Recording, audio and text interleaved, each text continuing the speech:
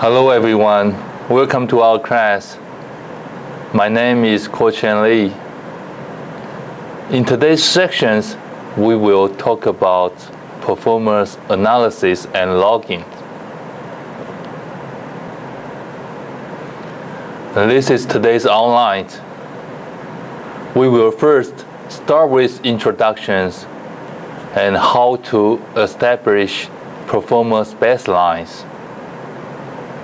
Then we will cover monitoring reliabilities and performance, comprehensive performance monitoring, resolving performance bottlenecks, and performance logging. And Windows Server 2008 provides many tools to help you track performance. The key comprehensive monitoring and optimization tools and features available include the following. Performance monitors. Performance monitor can be used to track and display performance information in real time. Reliability monitors tracks changes to the systems and compares them to changes in system stability, thus giving you a graphical representations of the relationship between changes in the system configurations and changes in system stability. And data character sets and reports.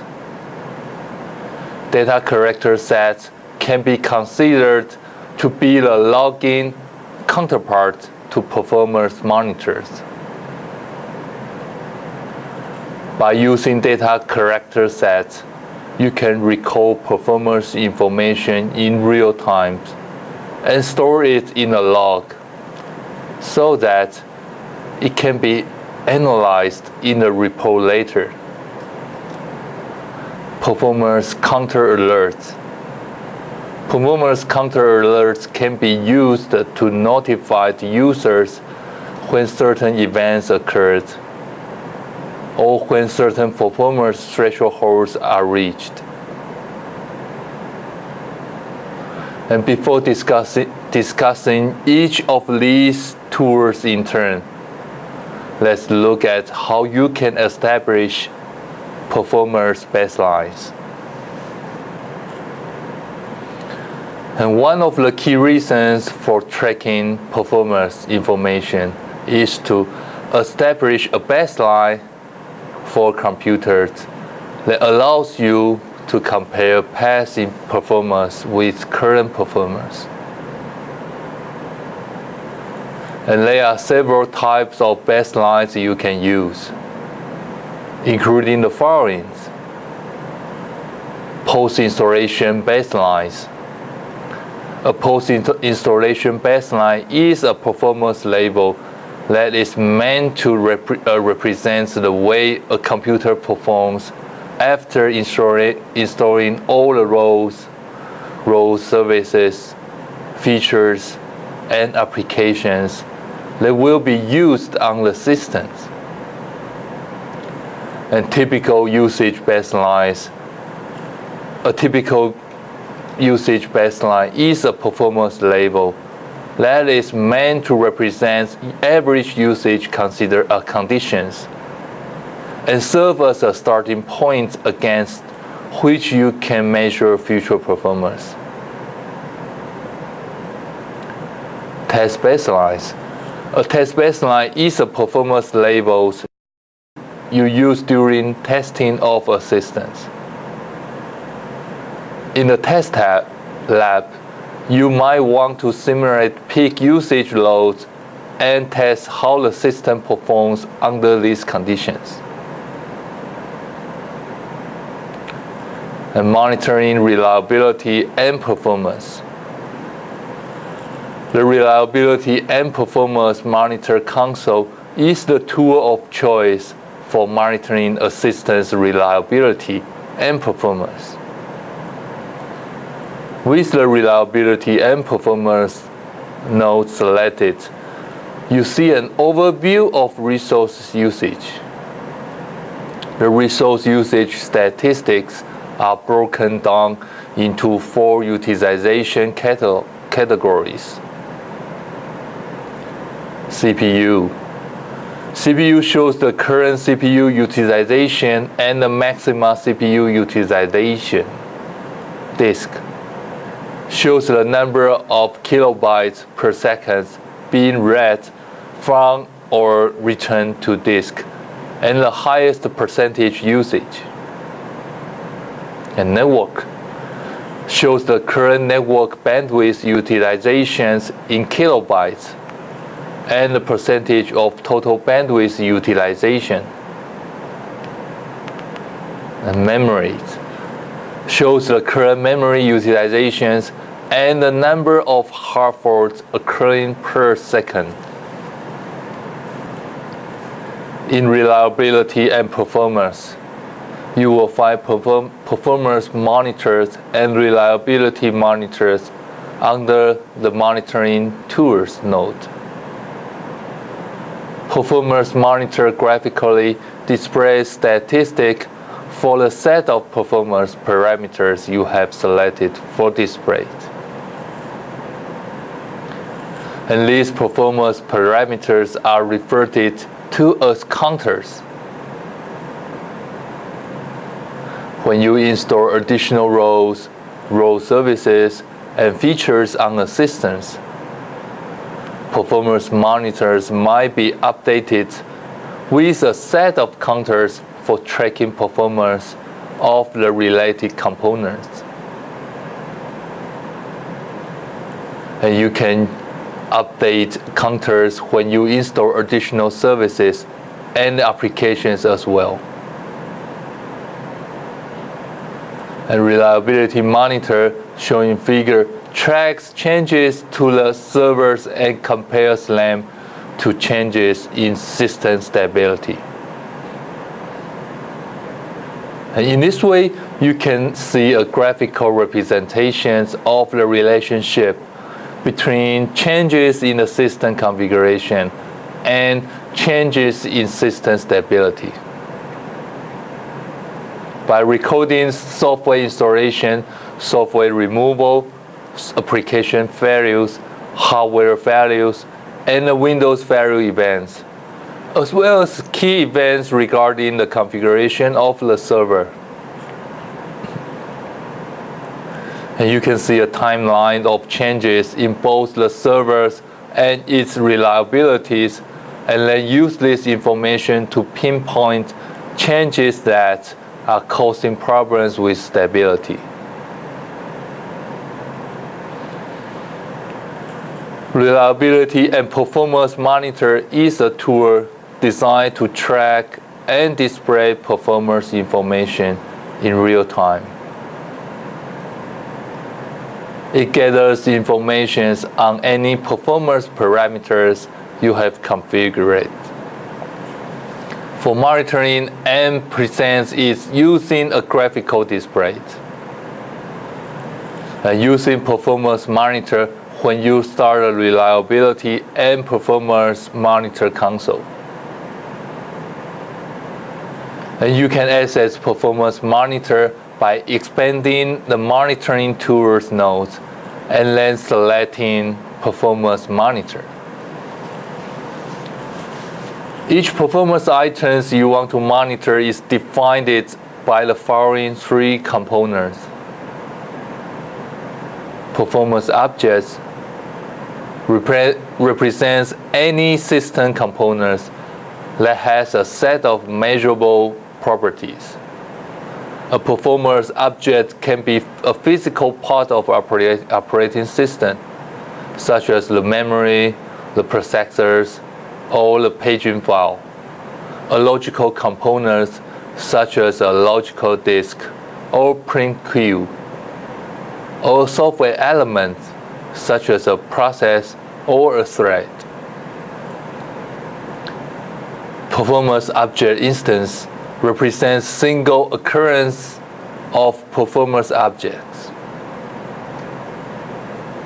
If a particular object has multiple instances, such as when the computer has multiple processors, and you can use an object instance to track a specific occurrence of that object. And performance counters represents measurable properties of performance objects. And the most commonly tracked performance objects are memory, physical disk, and processors. When you first open Performance Monitor is configured to graph only %processor time counters. Many other performance counters are available for tracking. To track additional counters, you can use the Add Counters dialog box as shown in figures.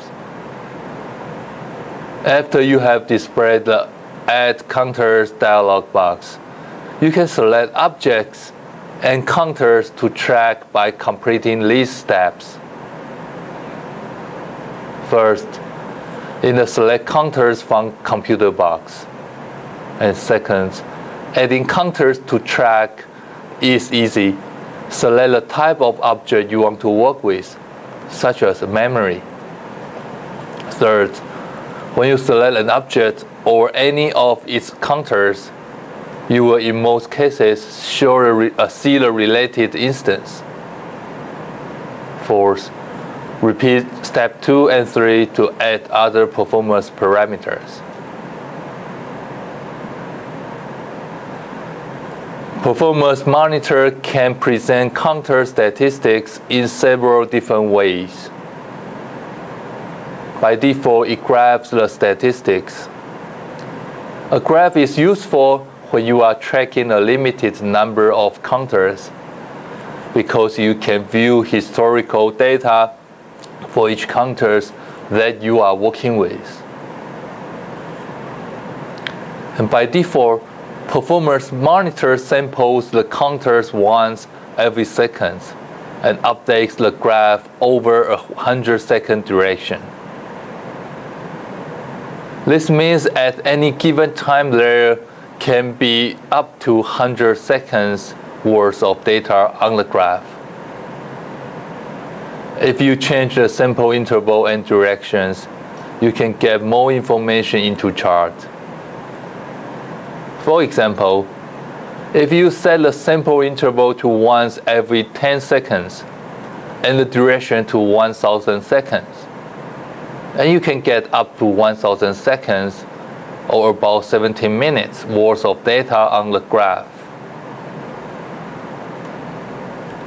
Monitoring performance on the computer for which you are trying to establish a baseline can screw the results. The reason for this is that Performance Monitor uses resources when it is running, particularly when you are graphing performance information. Taking frequent samples or tracking many performance counters to remove the resource burdens, or at least most of it, you should consider monitoring performance remotely. Here you use one computer to monitor the performance of another computer.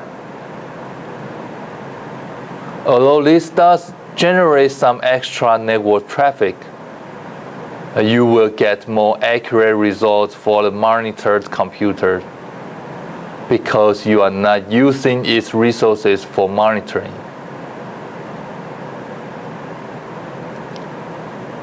And generally, a bottleneck is any conditions that keeps a computer from performing at its best. And bottlenecks can also apply to situations in which one resource is preventing another resource from performing optimally. And for example, if a system doesn't have enough physical memory, it doesn't matter whether it has a fast processors or a slow processor. Resolving memory bottlenecks. Windows applications use lots of memories. If you install a server with a minimal amount of memory required, it's not going to perform at its optimal level. The server cannot perform at its optimal level when you install the recommended amount of memory either. The reason for this is that a server's memory requirements depends on many factors, including the services, components, and applications that are installed on the servers as well as the server's configurations. Computers use both physical and virtual memories. Physical memory is represented by the amount of random access memory installed. And virtual memory is memory returned to a paging files on disk. Reading from and writing to the paging file involves the disk subsistence, and it is much slower than accessing physical memory. Because of this, you don't want the system to have to use the paging file too frequently. And look at the way the system is using the paged pools and non-paged pool memories. The paged pool is an area of system memory for objects that can be returned to disk when they aren't used. The non-paged pool is an area of system memory for objects that can be returned to disk. Look at the way the system is using the paging file. A page fault occurs when the process requests a page in memories and the system can't find it at the requested locations. If the requested page is elsewhere in memories, the fault is called a soft page fault. If the requested page must be retrieved from the paging files on disk, the fault is called a hot page fault. And many processors can handle large numbers of soft faults. Hot faults, however, can cause significant disparate delays. If there are a high number of hard page faults, you might need to increase the amount of memories or reduce the size of the system cache. Counters you can use to check for the memory bottlenecks include available bytes, committed byte, commit limit, page fault per second, pages per second, pages input per second, pages output per second, poor paged byte, and poor non-paged byte, etc. After you have eliminated memory as a potential bottleneck, and you should examine the system's processor usage to determine whether there are any potential bottlenecks. Counters you can use to check for processors bottlenecks include the following. System processor queue length. Records the number of threads waiting to be executed. Processor time records the percentage of time the selected processor is executing non-idle threads. Processor user time records the percentage of time the selected processor is executing a non-idle thread in user mode. Processor privileged time records the percentage of time the selected processor is executing a non-idle thread in privileged mode. Processor interrupts per second. Records the available rate in incidents per second. Let the processor receive and served hardware interrupt. With the high-speed disk available today, assistance hard disks are rarely the primary reasons for a bottleneck. It is more likely that a system is having to do a lot of disk reading and writing because there isn't enough physical memory available, and the system has to page to disk. Because reading from and writing to disk is much slower than reading and writing memory. Excessive paging can degrade the server's overall performance. To reduce the amount of disk activity, you want the system to manage memory as efficiently as possible and page to disk only when necessary. If the system has faster drives than the ones used for paging files, you might consider moving the paging file to those disks.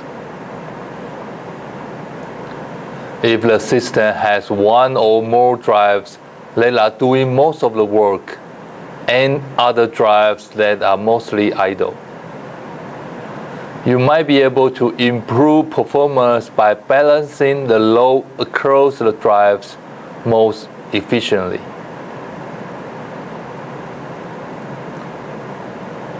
To help you better gauge disk I/O activity, use the following counters, such as disk time, current disk queue length, average disk write queue length, etc.